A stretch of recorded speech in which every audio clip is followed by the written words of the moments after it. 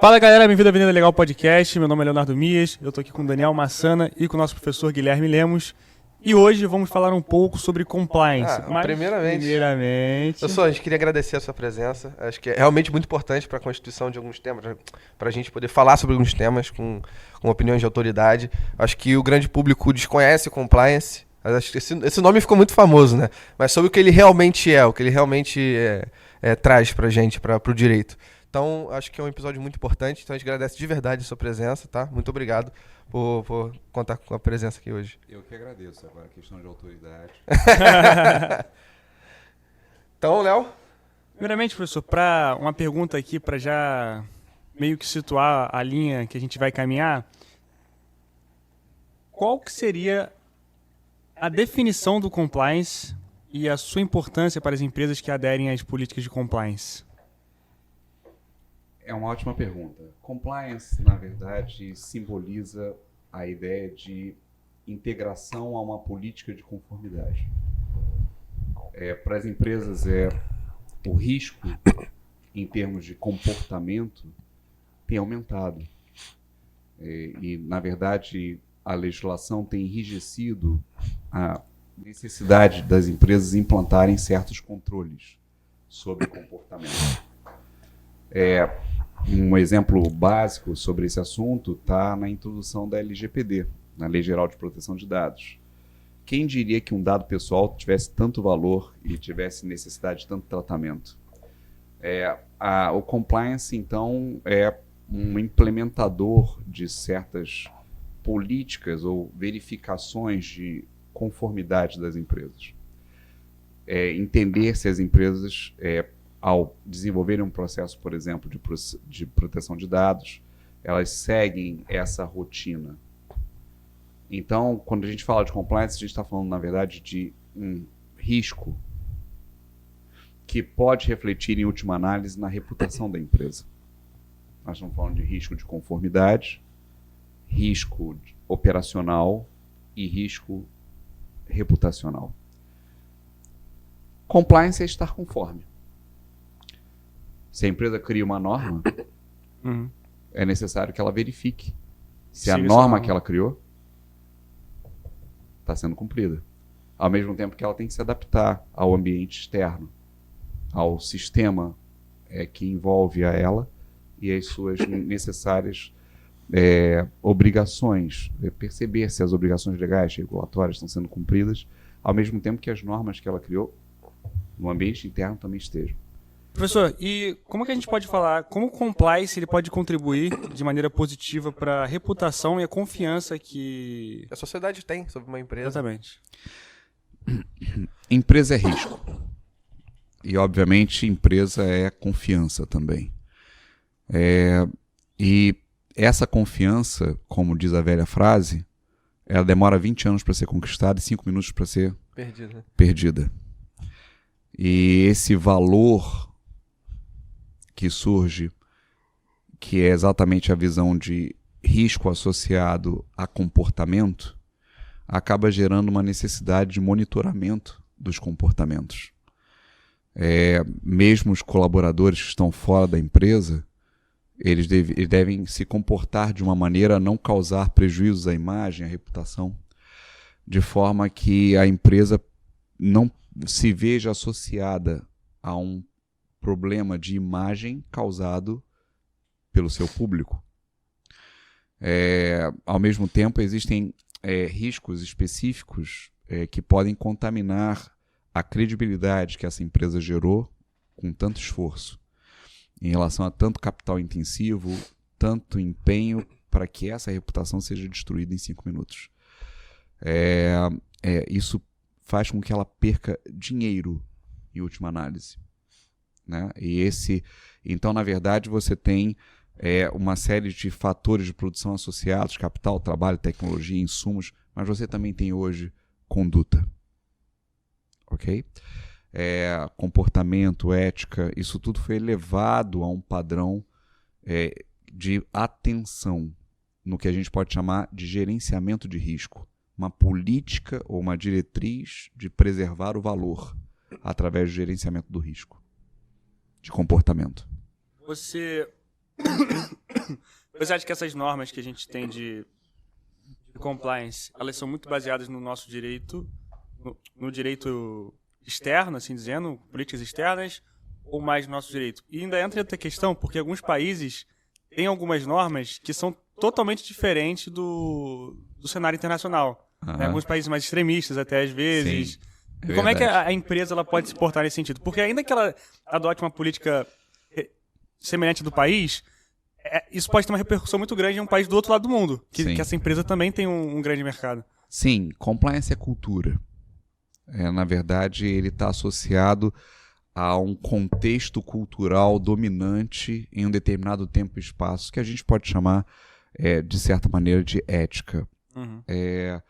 Então, certos comportamentos são diferentes, mas eles são aceitáveis aqui e podem não ser aceitáveis ali. Né? Exatamente em função dessa questão cultural. Né? Então, se nós, por exemplo, falarmos de liberdade, nesse país, por exemplo, a liberdade ela tem um peso e um impacto. Né? Mas talvez não tenha a mesma percepção do outro lado. Existe um contexto religioso, cultural, dominante que possa não trazer aí a mesma percepção. Então, o compliance ele reflete isso. Namoro, por exemplo, permitido ou não na minha empresa? O que vocês acham? Entre funcionários dentro da empresa? Sim. Acho um pouco complicado. Eu acho complicadíssimo. Perfeito. Então, na verdade, o amor, né, não deve ser cultuado numa empresa.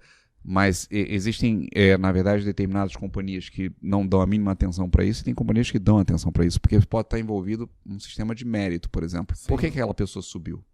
Eu já vi casos de empresas que, por exemplo, diretores ou diretoras acabam entrando num relacionamento afetivo com uma pessoa de um cargo, nem seja muito inferior, assim, próximo, coisa do tipo, e uma das duas teve que sair da empresa e ir para outro lugar por conta dessas normas de compliance. Exato. Então, na verdade, veja, é um processo cultural de acomodação e, ao mesmo tempo, de relevância. Cada companhia, às vezes, vê como relevante alguns aspectos que outra não percebe. Né? Mas, de qualquer maneira, sim, compliance tem a ver com cultura.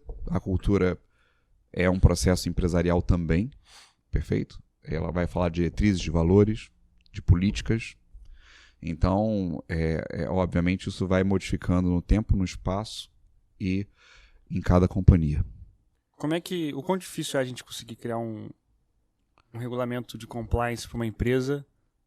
Porque eu vejo que em alguns casos podem ter algumas lacunas, né? E eu não sei como a gente pode fazer para contornar esse problema e não prejudicar a empresa. Porque, como você disse, né? 20 anos para conquistar a fama e 5 anos para perder. Até completando o que ele falou agora, a gente vê também muitas empresas novas surgindo já querendo construir o compliance sem ter uma cultura. Né? Sim. Acho que isso também pode ser um desses problemas. E aí, sim, com certeza. Porque, na verdade, o compliance não é uma fórmula pronta. Ele, na verdade, ele adere a uma dimensão, adere a uma cultura. Não é? Então, você tem a questão do regulamento, por exemplo. Para algumas empresas de pequeno, médio porte, talvez o regulamento seja suficiente no modelo de prevenção e indicação. Mas, veja, como é que funciona? Na verdade, não há compliance se eu não entender o mapeamento, se eu não entender o processo. Vamos falar um pouquinho. Eu vou falar um pouquinho de dados. Dados está muito na moda, né? Sim. Uhum. Então, por exemplo, quem cuida de dados na companhia? Ele entra, você gerou um dado, o dado é pessoal, tá? Então você tem um programa aqui relacionado à prevenção LGPD. Mas sim, quem cuida? Onde termina? Como é que se dá o tratamento? Você tem que mapear, isso é um fluxograma. A pergunta é, como isso funciona? Então não é só criar a norma, é acompanhar se essa norma está sendo cumprida. Na verdade, se ela está sendo absolutamente observada. Porque se a companhia entendeu importante criar uma norma, é claro que essa norma precisa ser cumprida. Então você tem um aspecto de gestão e uma segunda linha que a gente pode chamar na gestão de risco ou política de risco, que é o compliance. É o acompanhamento para saber se a regra está sendo cumprida. E no caso de descumprimento, quais são as consequências Normalmente a gente Legais fala e de algumas éticas. censuras éticas, né? Aham. O chefe perde a comissão. Na verdade, o chefe acaba perdendo aquela posição, né? Às vezes você não consegue progredir pelo mérito, porque você teve um desvio ético. Em alguns casos, revelado ou não, você pode ser demitido por esse motivo ou não, simplesmente porque você não conseguiu entender o valor do seu comportamento. Você não trabalha só para si. Sim. Não resolve só você fazer o seu. Fazer o seu é parte do trabalho hoje. Você tem que fazer o seu, cuidar do outro e integrar o ecossistema de uma maneira harmônica, né? Então não adianta ser um predador se isso não tiver harmonia no ecossistema. Então, obviamente, o compliance ele trabalha essa ideia de conformar as condutas a uma diretriz que a empresa fixa enquanto política. E, obviamente, não se conformar traz procedimentos apuratórios que vão levar a possibilidades de censura, a possibilidade de perda de cargo em comissão, a possibilidade de não ascensão funcional, a possibilidade de uma inscrição no ambiente interno, que são complexas, né? Que ninguém precisa viver. A gente pode falar em regulamentação e regulação, né? Qual que é essa diferença entre essas duas palavras? A regulamentação me parece tratar de uma normação interna ou então externa que se deva obedecer num caráter mais normativo, ok? A regulação me parece envolver alguma coisa além da norma, mas ela me chama ao monitoramento ativo, a uma supervisão, não é isso? A uma educação que se cria para o compliance através do treinamento, a uma postura ativa de não deixar com que você tenha apenas a norma fria, sem um processo de internalização da norma, criar uma cultura na pessoa de que ela é importante e, sendo importante, ela deve inserir e fazer com que o ambiente fique mais saudável, né? Isso é sempre complexo. A regulação me parece ter mais etapas no sentido de maior atenção do que a regulamentação. A regulamentação seria a regra. A regulação seriam, na verdade, os aspectos acessórios à regra que fazem com que ela funcione. A ideia de integridade. Sim. Estar por inteiro. Não é isso? Inteiramente devotado a perceber o comportamento e alinhar esse comportamento com a política da empresa e com o sistema como um todo. Antissuborno, né? Sim. Competição adequada, no sentido de fazer com que a política anticorrupção funcione de alguma forma. E isso de fora para dentro, de dentro para dentro também. Até observando umas das coisas que você falou, pelo que me parece, fazer a regulação ou até mesmo o compliance de empresas que têm uma grande rotatividade de colaboradores parece ser bem mais complicado, né? Então, sim. Treinamento constante, tem que ter uma área específica só para fazer esse treinamento de cultura. Normalmente você tem o compliance, ele lida com essas ferramentas de aculturação ou internalização. Lembrando que a regulação, na verdade, é uma modalidade, como regulação sob o ponto de vista do ambiente técnico-científico, ela é uma modalidade de intervenção do Estado sob o prisma eminentemente técnico, né? Então, obviamente, o regulador do mercado, ele cria ferramentas de integridade que as empresas devem naturalmente se adequar. Mas quando eu digo a regulação que eu falei ainda há pouco, é essa coisa do além da norma, né? Sim. O papel do regulador, seja lá quem for, é estar além da norma, né? Acho que isso é extremamente importante, até para um recado para o público, que a pessoa está entrando como colaborador numa empresa, Sim. se atentar a cultura, especificamente, Sim. e precisamente essas normas estabelecidas para evitar que tenham problemas, né? Sim. Então acho que muitas pessoas ingressam nessas oportunidades de emprego achando que vai ser só o serviço dela, como você disse.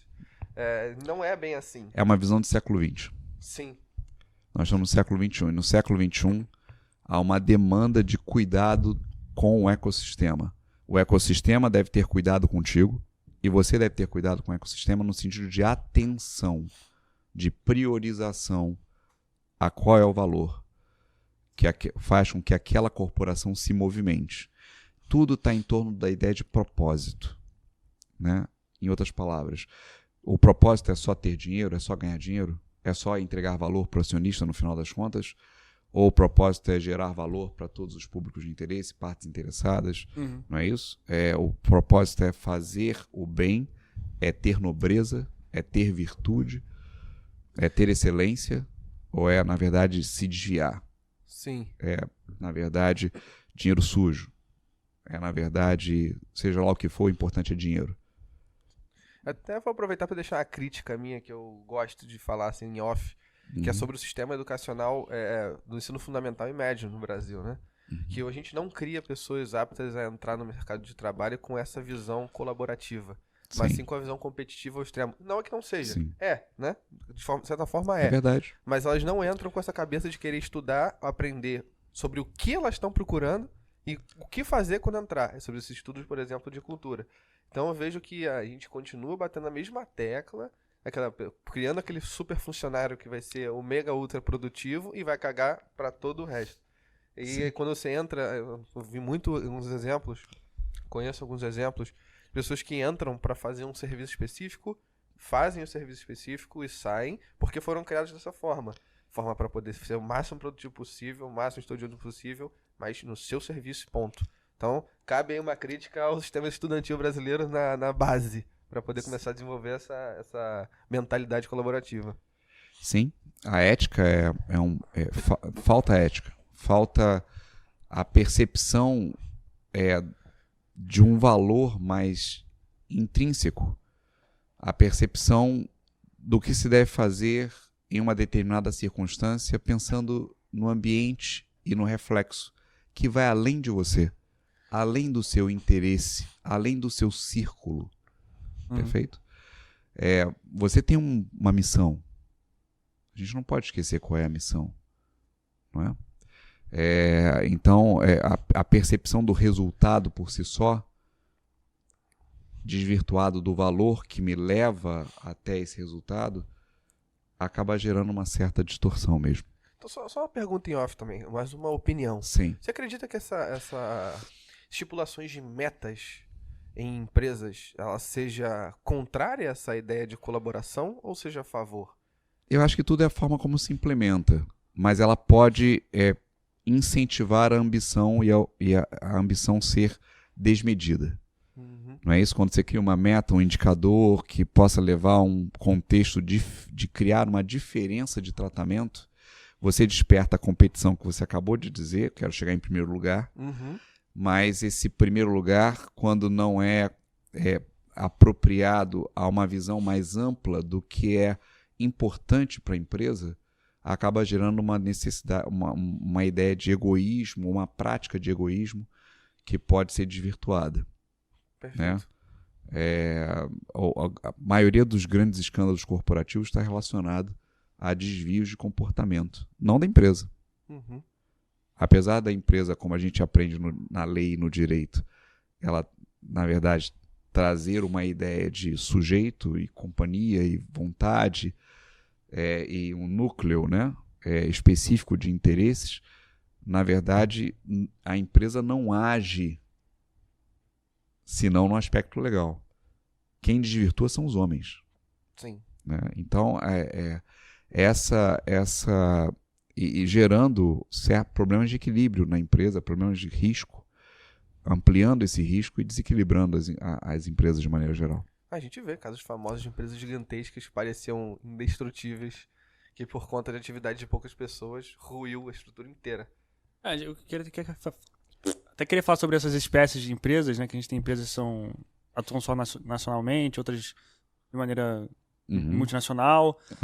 Como você poderia definir essas espécies de empresa e o quão cuidadosas elas têm que ser no momento de formar o seu estatuto? Se vai puxar de uma ou outra, né?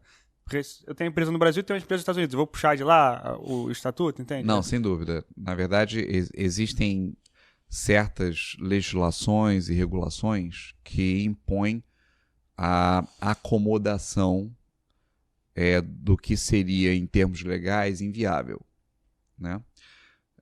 Por exemplo, se uma companhia brasileira ela tem títulos negociados, né, na Bolsa Americana, ela naturalmente tem que se ajustar a uma política norte-americana, por exemplo, e a regulação norte-americana, a SOX e outros instrumentos, para que ela possa permanecer autorizada à negociação e emissão de papéis, títulos ou valores naquele mercado. Uhum.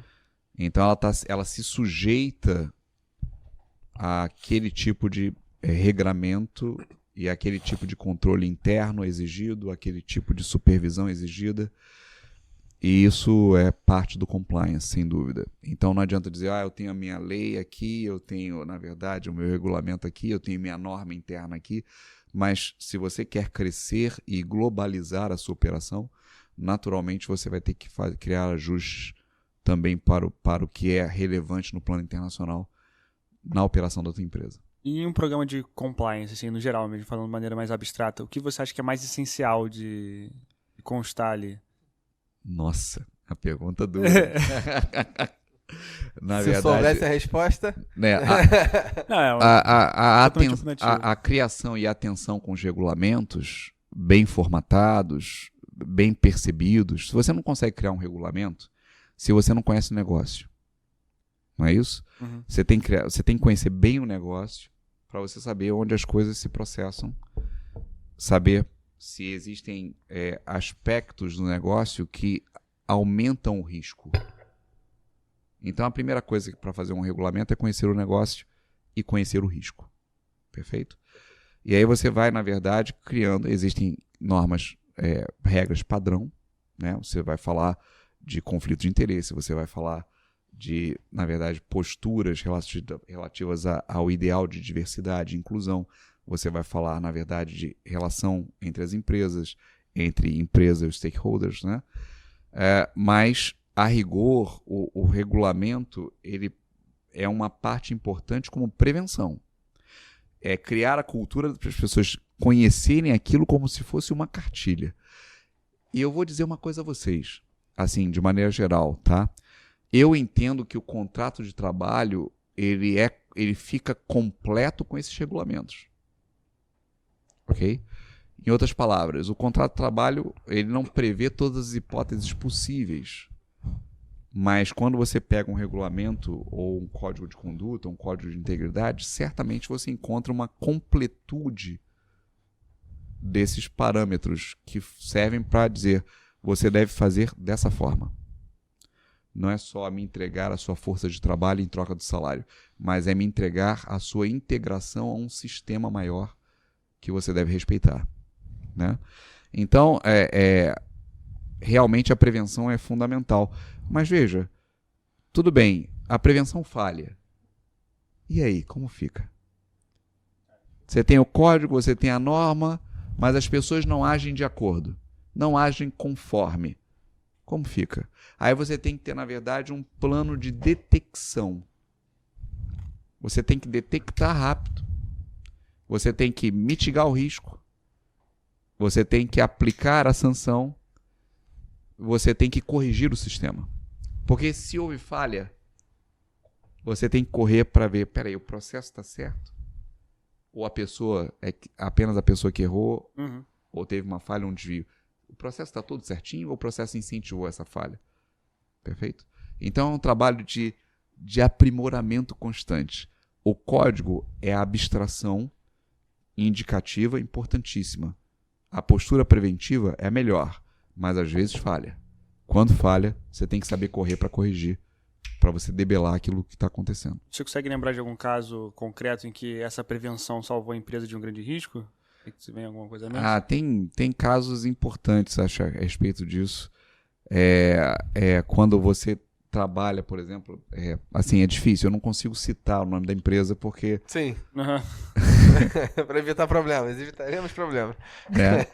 Então, mas vocês devem lembrar de algumas questões relacionadas a despreparo funcional sobre políticas de diversidade e, na verdade, uma intolerância pessoal do colaborador que provocou uma reação em toda a mídia, em todo o público, naquilo que foi reputado racismo.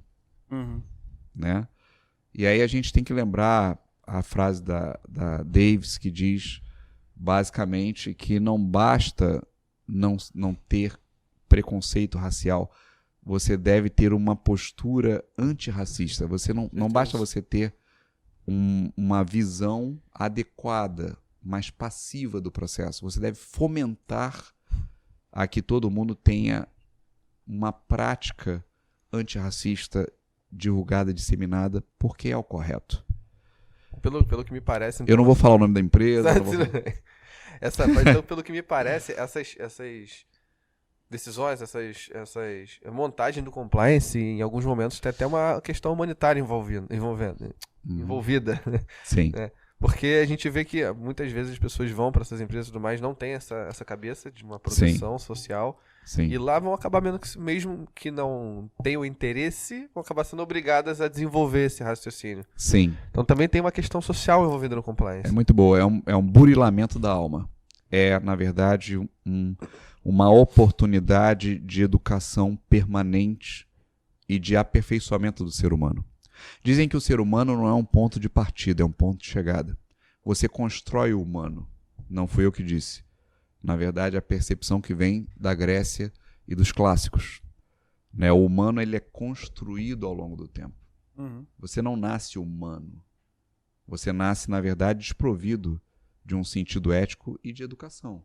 Você nasce um bebê, chorando, de madrugada, reclamando o peito da mãe, sem nenhuma ética, porque a mãe está dormindo.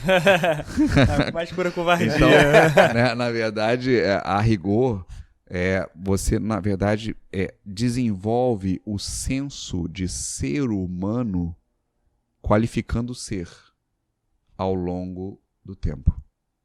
Esse senso de humanidade é que a gente está sentindo falta. E as corporações elas têm a oportunidade, pelo compliance, dar um significado sobre esse aspecto humano.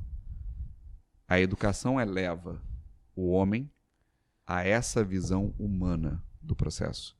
Uhum. Eu nasci careca, vou morrer ser humano e careca. Pelo menos, né? Pelo menos. É isso aí. Tá nessa aí, coitado. A evolução meio que Ele parcial. tá nessa aí, mas ele não assumiu a calvície ainda. Então ele fica falando, fazendo piada, mas não raspa a cabeça. Vou raspar em breve. De novo, né? Quando a gente fala de consequências em razão do descumprimento dessas práticas de compliance, quais são as principais consequências para a empresa e ainda, não sei se é muito exagerado pensar isso, se há alguma possibilidade de responsabilização pessoal dos líderes ali, das empresas? Sim. Aí, na verdade, sempre existe, né?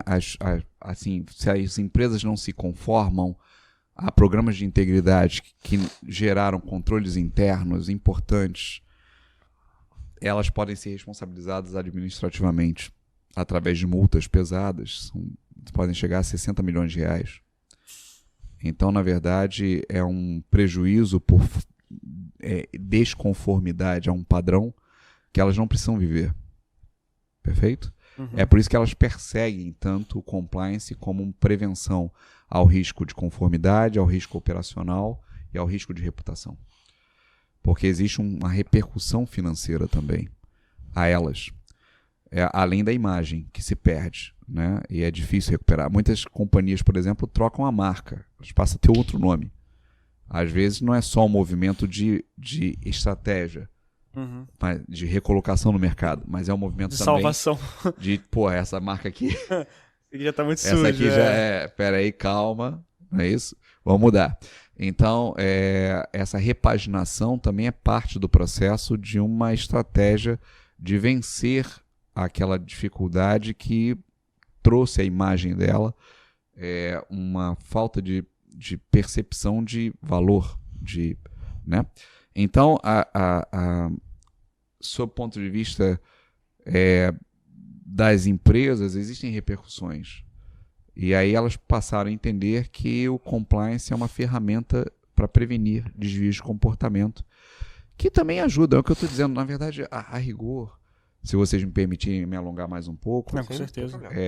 Na verdade, a gente tem, de certa maneira, voltando um pouquinho na fala anterior, você tem um ponto de aprimoramento do humano, mas também um aprimoramento operacional, porque se você está sendo vigiado em relação à norma e como você faz, você também, na verdade, está se colocando em colaboração ativa para que a empresa cresça no aspecto operacional e, ao mesmo tempo, você está cumprindo e trazendo a esse ecossistema uma noção de integridade e harmonia.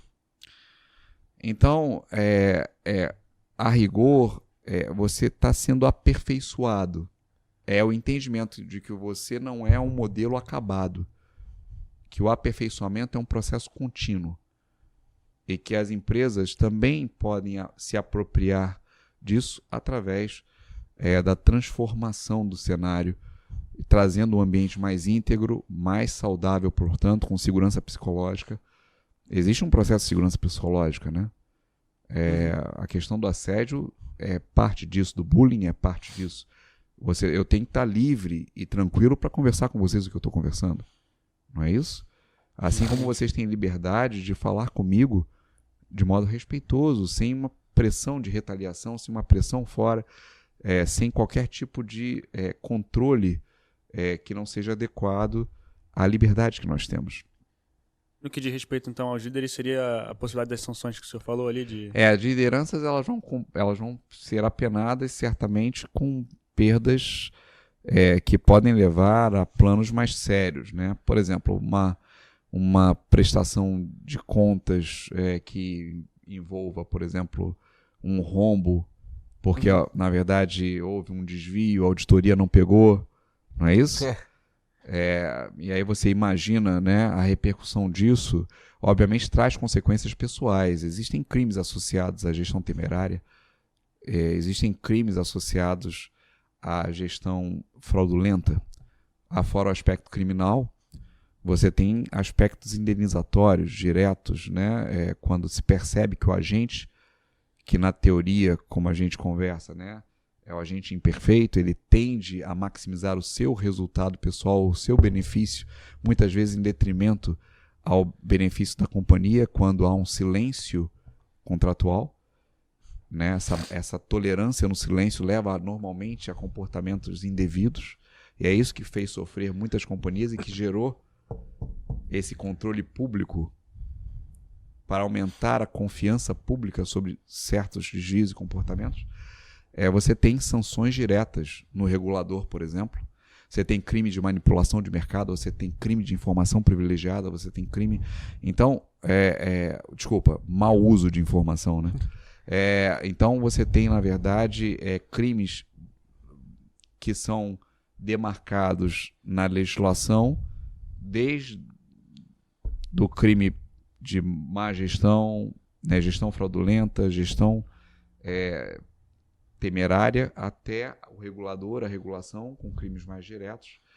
E você tem os aspectos indenizatórios. Isso, mas com certeza, esse tipo de ação acaba com a empresa. Não tem jeito.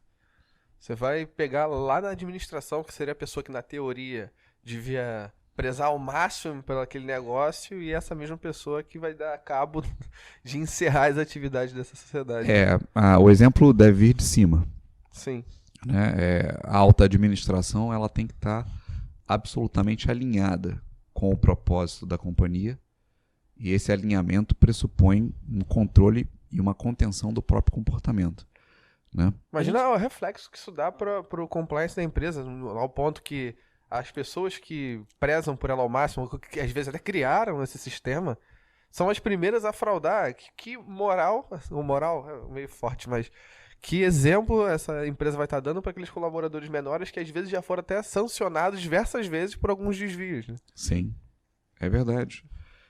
E o mais bonito disso, me parece, né, que a gente caminha nessa ótima conversa que a gente está tendo, também um pouquinho para o lado, né? A gente está vindo aqui para o ESG, está vindo um pouquinho para a governança corporativa, Sim. não é isso?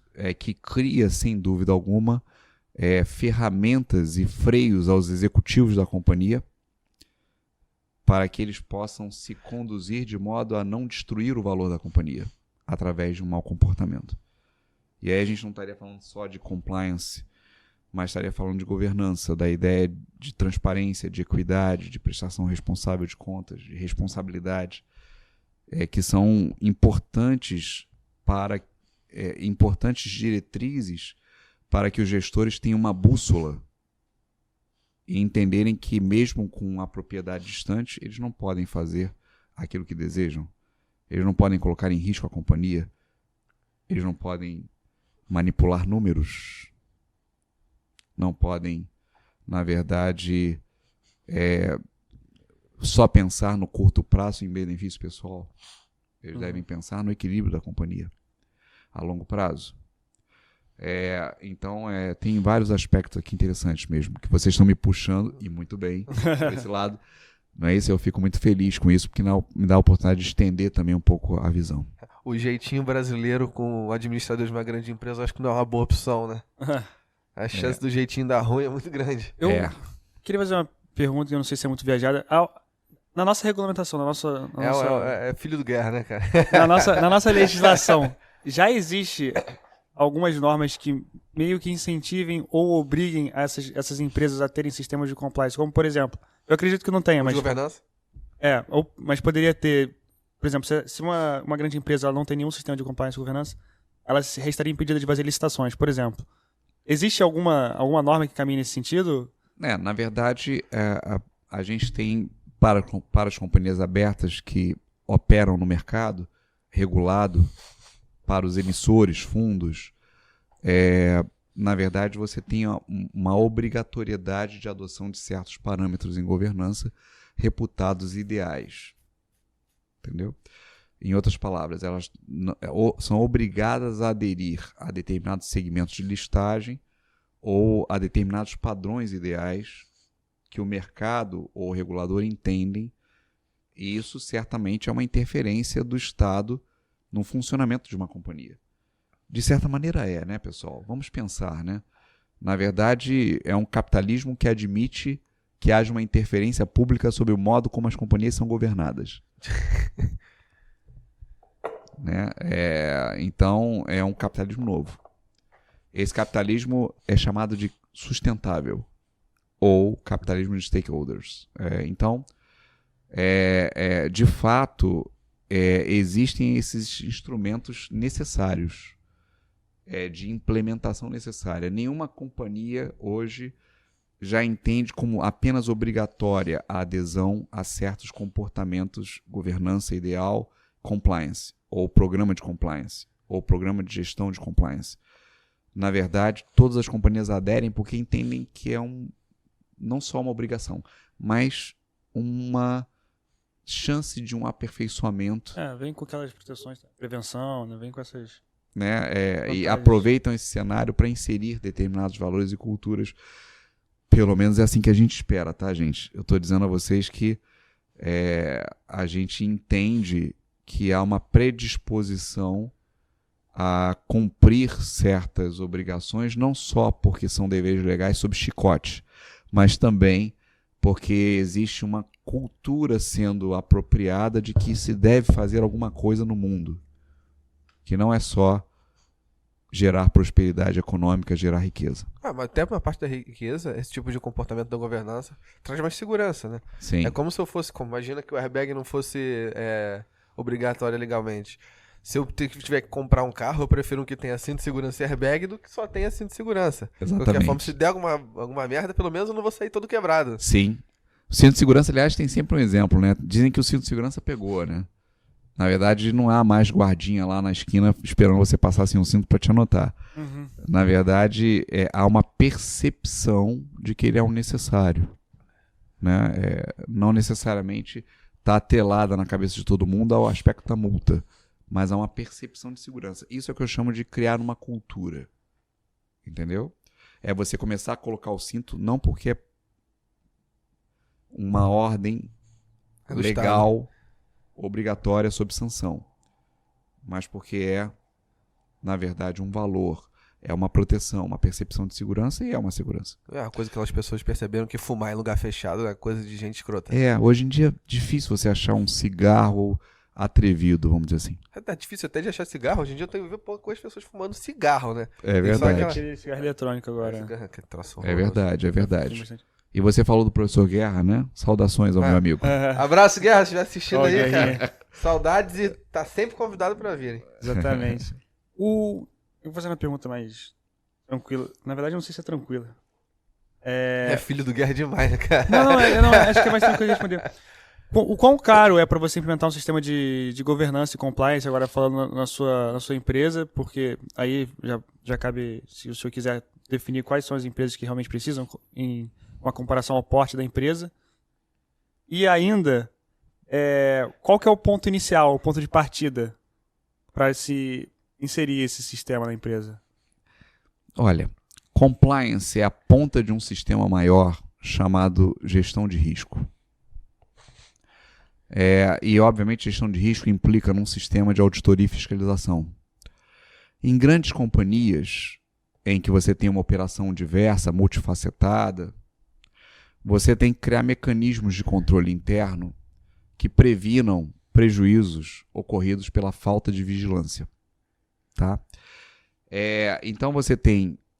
eu vou só exemplificar, parametrizar com vocês, né? A gente tem, na verdade, nesse sistema, um conselho fiscal, uma auditoria externa, um comitê temático de auditoria, comitê de dados, comitê de pessoas, a partir do conselho de administração, acima da diretoria, comitê de integridade, e você, na verdade, comitê de sustentabilidade. E aí você desce aqui embaixo e você começa a encontrar o compliance. Tudo bem? O compliance é parte de uma engrenagem maior. Então, em pequenas e médias, talvez seja suficiente gerar uma cultura de compliance em que o próprio diretor sócio lá, que é, na verdade, o cara diretamente envolvido na operação, né? É o cara que é pequena empresa, é o sócio que está envolvido ali, né? Não tem jeito. Então, é importante, talvez, a gente chegar num ponto em que você tem um sistema simples. Você tem mesmo um sistema de programinha, você alimenta, você tem o código, eventualmente, você mobiliza as pessoas que são poucas dentro de uma percepção. Então isso não é tão caro, não é isso? Mas quanto maior o porte da companhia, é claro que ela vai criar uma política de gestão de risco que vai implicar em muitas estruturas, muita tecnologia, muita gente qualificada que deve interagir para fazer com que esse ambiente seja controlado e saudável. Né? Então você tem uma mega estrutura que a gente pode chamar de sistema de fiscalização e auditoria dentro desse contexto. Bom, maravilha. Agora, Assim, se Então, em síntese, os valores são caros. a depender do tamanho da empresa também. Né? Mas quanto maior a empresa, mais ela despende.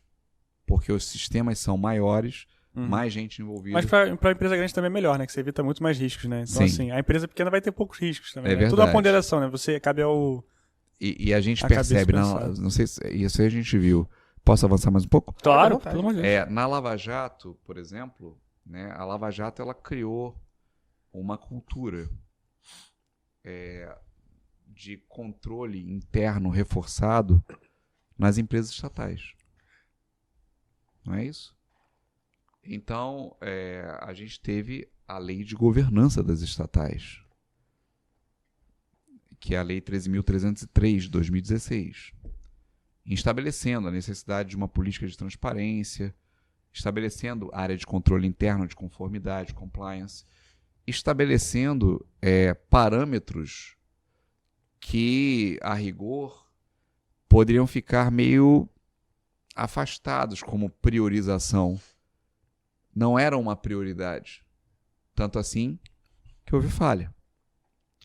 Essas falhas causaram impacto de perda de valor das companhias, perda de credibilidade pública e geraram dificuldades grandes.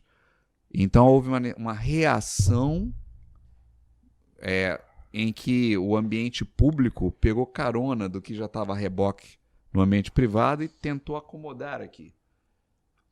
Pelo que a gente entendeu de resultados das companhias estatais no ano passado, por exemplo, houve uma evolução importante no cenário a partir de uma percepção de que a governança deveria ser valorizada e o compliance. Até uma recuperação de credibilidade. A gente via Sim. empresas estatais muito, muito grandes que nessa época da Lava Jato ficaram quase com a imagem na lama Sim, e estão se recuperando. então, Não só nacional como internacionalmente. Né? sim, é verdade. Uma coisa que eu acho muito interessante também na parte do compliance e na governança é de imaginar que mesmo uma empresa privada que tenha sempre o intuito de obter lucro, agora, cada vez mais, a gente está vendo essa evolução, gastando valores muito altos anualmente para manter essa estrutura só de controle interno. Sim. Sim, para que tenha Mas manter acaba uma boa- sendo pra obter lucro também, né? Que é Também, pra evitar sim. prejuízo. Tudo... É você conter o risco financeiro associado ao comportamento. Aham. Sim, mas se você for pensar numa lógica direta, a princípio é um custo que não 100% diretamente traz retorno. É uma É estrutura. evitar prejuízo, né? É Como- uma estrutura a gente- interna. Mas É. que, na princípio, antigamente, isso não existia. Porque não vai pensar em pessoas. As pessoas estão ali só para trabalhar, é o problema delas. Né? Sim. Mas isso é talvez uma cultura recente que eu acho que... Acho que uma das pode ser mais- muito em virtude da globalização também, né? Que hoje você tem um caso acontecendo num país lá na, sei lá, na Ásia, Sim. que vai chegar no Brasil, e o Brasil isso aqui vai ter uma repercussão enorme aqui, inclusive vai afetar a economia dessa empresa lá, entendeu? Em 2008 aconteceu isso, né? Pois é. A crise financeira internacional foi a crise de um banco médio norte-americano. Foi o suficiente. Um não paga para outro, outro não paga para outro, outro não paga para outro, outro não paga para outro. Se né? a Avenida Legal acabar, a gente vai fazer crise no mundo todo de novo também. Com Imagina que certeza. porcaria. E aí uma crise de liquidez, o dinheiro fica caro, dinheiro caro, menos comércio, Uhum. não é isso? Não, porque isso tem repercussão no mundo inteiro, de Sim. maneira quase que Automática. automática, exatamente. Uma cadeia, né? E é exatamente pelo sistema financeiro que surge a ideia de necessidade de um controle de conformidade. Essa crise, algumas crises aconteceram no mundo, né? Os ataques às torres gêmeas criaram, vamos dizer assim, uma necessidade de contenção ao financiamento ao terrorismo e a necessidade de estabelecer certos controles. Da onde vem o dinheiro, como é que ele surge aqui, para onde ele vai. Não é isso? É verdade. Então, você tem que envolver pessoas, sistemas, programas e satisfações. Tempo, dinheiro. Exatamente. Você tem que saber. Então, o mundo mudou. Realmente ele mudou.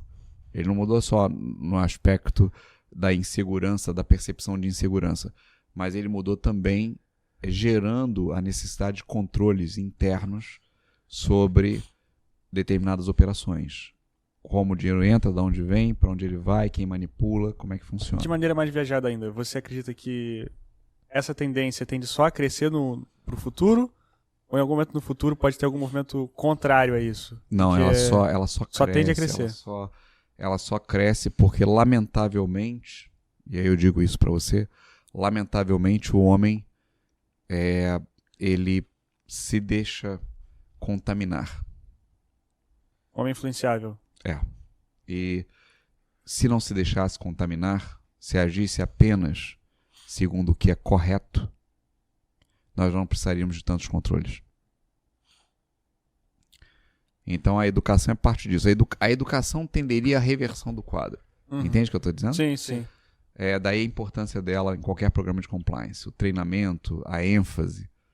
Mas se os homens agissem, e eu pretendo ainda ver isso, eu já estou atravessando o cabo da Boa Esperança. Lá vai ele. Mas eu confio muito mais na geração de vocês e na que vem abaixo de vocês, com a percepção da ética, que já está sendo ensinada também, apesar de você ter colocado bem, acho que talvez com mais preparo, mais divulgação, mais ênfase, mas essa visão de mundo que as crianças devem, o que elas podem construir em relação à mudança ou emergência climática, entendeu? O que é um apelo que está vindo de baixo, de significado, ressignificação das coisas, que eu acho que vai Esses gerar para conceitos- frente um resultado. São conceitos A básicos que já minha estão sendo inseridos. geração Né? não foi boa para a geração de vocês. Mas foi a geração que A começou anterior isso. à minha não foi boa em relação à minha.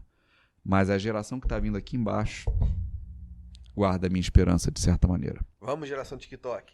Não é isso? Ele tá com a esperança, ó, o pessoal fazendo um vídeo dançando no TikTok. Ele faz um NPC maravilhoso. Faz Pessoal, caminhando mais pro fim do episódio, se o senhor Claro. pudesse contar um pouco da sua carreira, como você começou, por que você escolheu a área que o senhor atua hoje. E já fica o convite para um próximo episódio falando de SG e governança especificamente, tá? Eu tentei não Bacana. fugir do tema, mas acho que a gente acabou fugindo. Não, mas tudo Tudo ligado, né? tudo muito interligado, porque o propósito é basicamente o mesmo. E os valores criados para esses propósitos são basicamente os mesmos. Integridade, integridade, integridade. Ética, não é isso? Sim. Mas, assim, eu comecei desde a escola. É uma conversa longa, né? Então vou tentar encurtar ao máximo. Na verdade, o direito me atraiu por uma questão de vocação. Eu sempre gostei dessa coisa de tribunal, achava bacana ver, e não sei se foi assim com vocês, mas deve ter sido também. E a matemática sempre foi um defeito grande para mim, então eu tinha que escolher alguma coisa. Exatamente. E eu, obviamente, escolhi, depois, obviamente, fiz a faculdade e caminhei para o mestrado. Né? Eu tive aula com a professora Carla Marshall. Carla Marshall. Teve aula com a professora Carlinha? A Maravilha. querida Carla Marshall, que faço as honras e a gentileza de prestar a devida homenagem. Também com o professor Guerra, por exemplo. Não fui aluno, mas a gente sabe muito bem quem é essa potência toda. O professor José Maria Machado Gomes, também aqui da casa, fui aluno no mestrado, porque entendia que eu poderia, no direito, né, caminhar para pensar a empresa, pensar o negócio, pensar em gerar alternativas, em apresentar soluções. E isso me levou ao mundo acadêmico, ao escritório, né, e a gente tem, na verdade, tido um bom projeto em algumas áreas, o terceiro setor, por exemplo, que é um setor sem fim lucrativo, mas especialmente o campo empresarial, tanto na pequena e na média, no mercado que é pouco atendido, né, que é o middle market ali, o mercado do meio. Vazio. Você normalmente tem um mercado atendido que é o mercado grande, não é isso? Normalmente sempre encontra soluções, mas o mercado de meio normalmente tem dificuldade, porque não tem como chegar nas soluções grandes. E, na verdade, a gente acaba gerando, e a governança ela vem nessa ideia toda que me provoca, que é essa coisa da ética, né? Essa coisa do gerar valor, agregar valor, de pensar sob um ponto de vista mais elevado, talvez pensar em como acomodar a um texto maior de maneira ideal. Eu acho que isso me chama muito, isso é muito profundo para mim. Então a governança e o compliance, eles estão numa linha, o ESG, estão numa linha de trabalho que me dá muito prazer, né? Afora as soluções empresariais em crise, em crédito, em contrato, principalmente em redesenhos empresariais, sociedades, fusões, aquisições. Mas a governança me trouxe essa coisa gostosa de um contato com o que é, para mim, um valor muito grande. Só uma dúvida até que surgiu.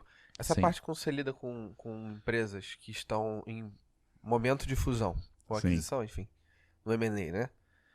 Como é que se trata o compliance e a governança nesse momento? Você vai se basear mais em uma das duas?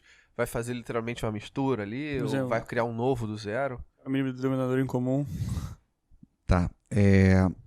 Deixa eu ver se eu entendi a pergunta. Você pode repetir para mim?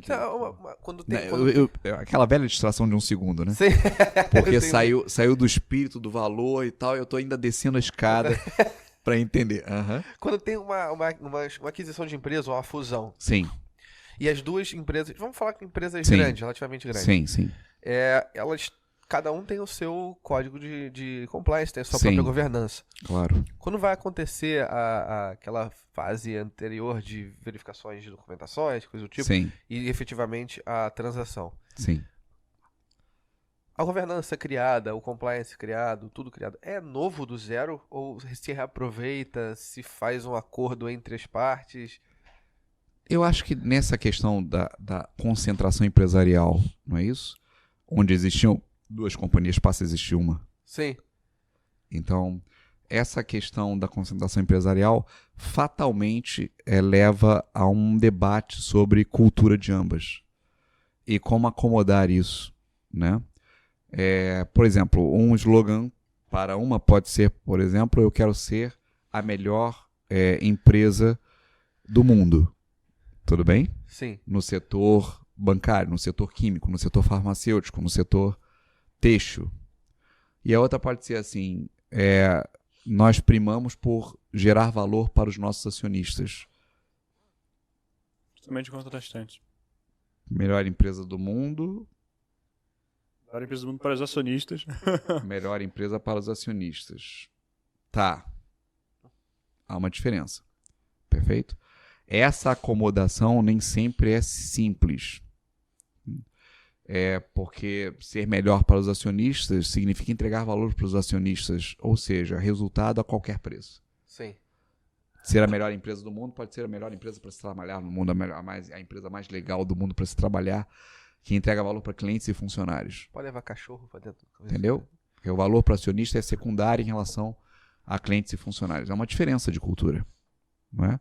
E, obviamente, existe uma necessidade de acomodação, porque a governança e o compliance vão refletir essa cultura. Sim. Das duas. E aí qual vai prevalecer? Ok? Então, agora, obviamente que elas devem primar por aperfeiçoar seus modelos. De uma forma de aperfeiçoar o modelo é olhando para o lado. Né? E aí tentar acomodar um modelo exclusivo, melhorado do que era antes. Perfeito. Seria um propósito, sim. Só para finalizar... já?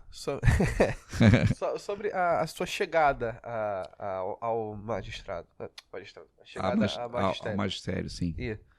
Você acha que foi sempre algo que você quis fazer ou foi uma consequência do destino? Eu acho que sempre foi algo que eu senti poder contribuir. Né? Eu sempre gostei desse desafio que dá pra gente ser um pouco teatral, dá pra gente poder... e ao mesmo tempo eu acho que essa é uma missão. É uma missão pública, de relevância pública, que é você tentar entregar o melhor. Quem tá ali onde a gente tá sempre tentando entregar o melhor. Sim. O melhor que pode, no mais alto nível. Ao mesmo tempo, lidar com pessoas te torna humano também. Então, eu acho que me completa bastante essa sensação de poder sempre estar tentando levar o melhor e gerar significado nas pessoas, que as pessoas possam perceber o valor das coisas. E, como eu disse, ir aprimorando o senso de humano. Não é isso? Sim. Que falta muito hoje. Vocês estão percebendo. Se você pudesse dar um conselho para quem está começando agora a faculdade de Direito, qual seria esse conselho? Pode, tá ligado? Venha animado. Venha animado porque você vai enxergar o mundo com cores importantes. Vai perceber coisas que toda profissão oferece coisas, mas o ângulo é sempre um ângulo, entre aspas, do bem. Uhum. Sabe como é? Na verdade, de certa maneira, a nobreza, a virtude, a excelência e o bem compõem a ideia do direito, a construção de uma sociedade através da sua primeira ferramenta. Tá? Então, sem dúvida, o direito oferece essa visão contextual. Né? Lembrando sempre, pessoal, que tanto o direito quanto a sala de aula me fazem aprender bastante. Tá? Não é uma via de mão única, não. Eu aprendo muito na troca. Então, é uma forma da gente sempre se manter aberto e livre para receber e trocar. Às vezes eu tive insights de alunos que eu falei assim, caramba, e o acho que mais bacana é você não ter a vergonha de dizer, cara, eu aprendi contigo. Hoje eu aprendi contigo. Pô, que legal. É isso aí. Mostra uma lição de humildade também. Deixar o coração aberto para também aprender, né? Perfeito. Bom, professor, agradecer mais uma vez por você ter topado vir aqui num sábado de manhã. Não é pra qualquer um. Pelo amor. Pelo amor. Voltar pra faculdade no sábado de manhã. ter esse papo divertido com a gente. Como o Daniel disse, já está convidado no próximo episódio para falar sobre outros temas. Acho que a gente conseguiu ser bem sucinto aqui. A gente fez algumas perguntas com respostas bem objetivas. Então, de fato, agradecer mesmo pela oportunidade. Foi muito legal ter essa conversa. Agradecer também nosso patrocinador aqui, a S Confeitaria. Para quem gosta de uns biscoitinhos, aí tem aí, ó. Esse de goiabinha. Goiabinha, de flocos, tem uma porrada. Segue eles nas redes sociais também. Cara, deixa comigo, cara. Tem uma porrada. Tem uma porrada de sabores. Tem que seguir pra descobrir quais que são. Pô. Então é isso, galera. Muito obrigado pra quem assistiu até aqui. Agradece o Ian também ali, cara. Obrigado, Ian. Muito obrigado. Muito obrigado pra quem assistiu até aqui. Valeu aí, parça. Não esquece de seguir a gente nas nossas redes sociais. Deixar o comentário. Obrigado. Valeu, Obrigado. Valeu, até a próxima. Tchau.